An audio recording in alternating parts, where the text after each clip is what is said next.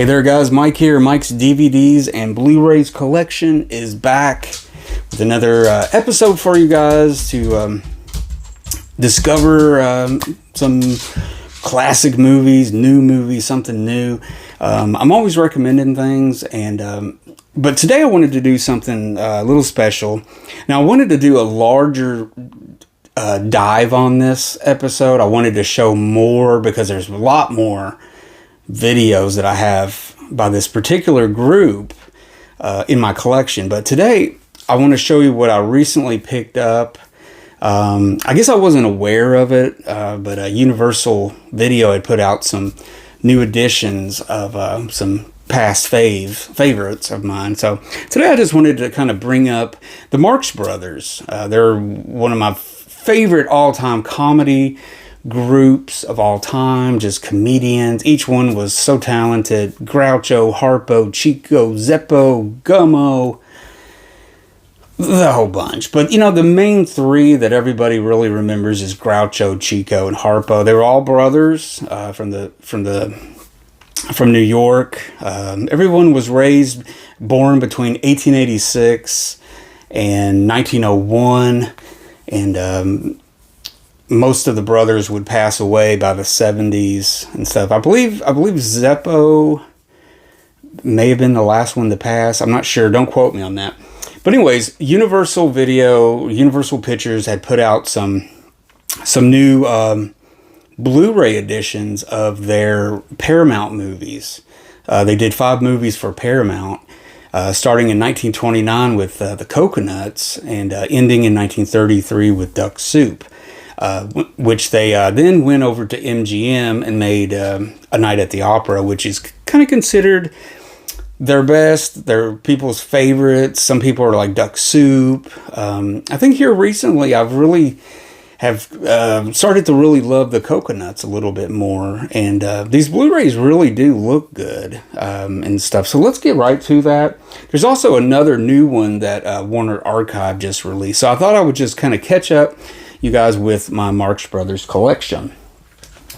So we will do these other ones first.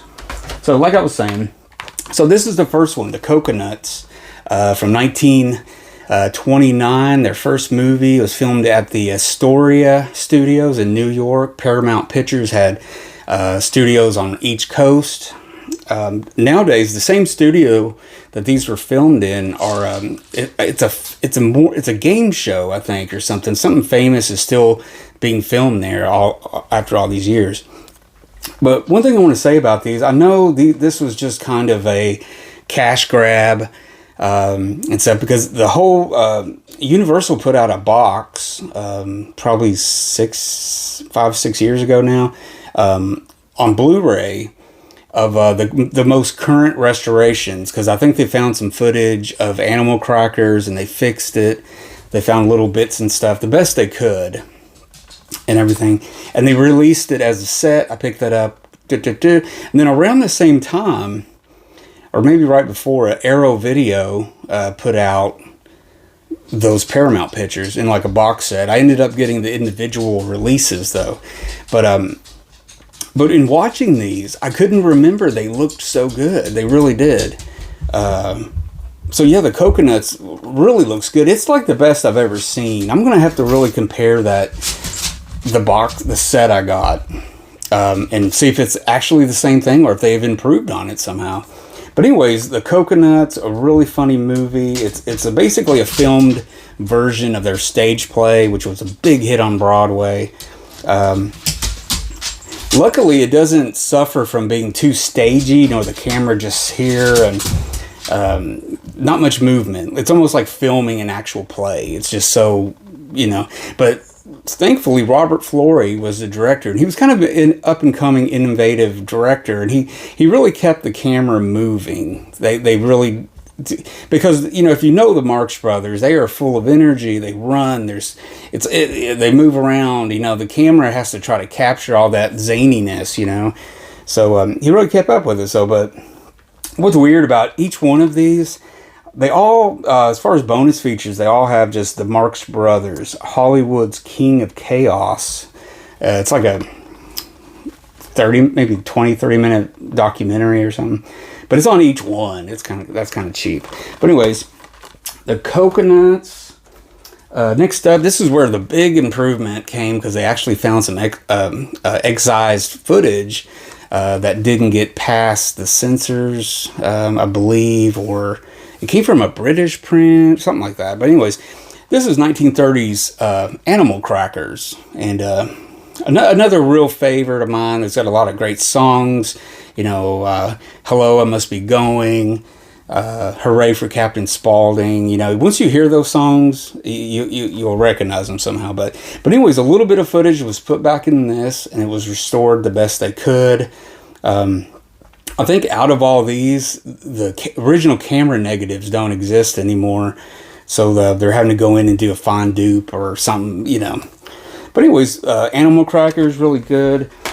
I really don't want to go through all of them in detail because I would be here all day talking about them and stuff. And I want to show all that other stuff because I got a large collection of Marx Brothers stuff. So next up, they move out to Hollywood, to Paramount out there. So they're going to make movies out on the West Coast now and everything. So in 1931, their next movie, they released Monkey Business, which is a whole lot of fun. It's full of energy and action, and it's hilarious. It's got the beautiful Thelma Todd teams up with Groucho. They play stowaways on this ship, which was a kind of a common scenario then, as opposed to now. Because back then it was like, oh, we're going to take this steamship across to Europe, and it was like a big event. And before flying airliners and and everything, so you had that. I don't forget what I was saying, but anyways, they were out on the West Coast and they made Monkey Business. It's hilarious. Sometimes I think it doesn't get enough attention. Out of the Paramount ones, but man, it's really good. I don't have to do that. But anyways, this is my current favorite of their Paramount movies. It flip-flops. I love them all. But this is 1932's Horse Feathers. And this is famously known as it's very choppy editing. Whoever went in and they had to cut some stuff out on the fly or something, but they literally butchered it. You can just tell the jump cuts and all the stuff, and they I believe they went in and fixed it up a little bit the best they could.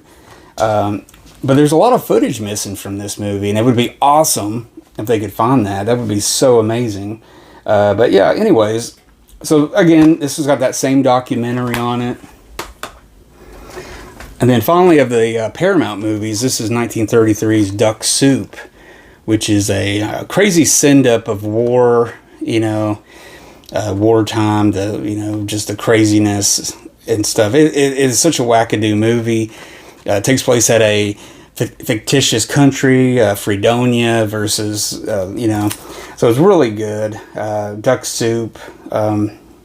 I would like to go into more detail later on about some of the movies in general, but anyways, this is Duck Soup. Again, it's got the same King of Chaos documentary. What's cool is I got author Robert Bader does the commentary along with Leonard Maltin on here. So there you go.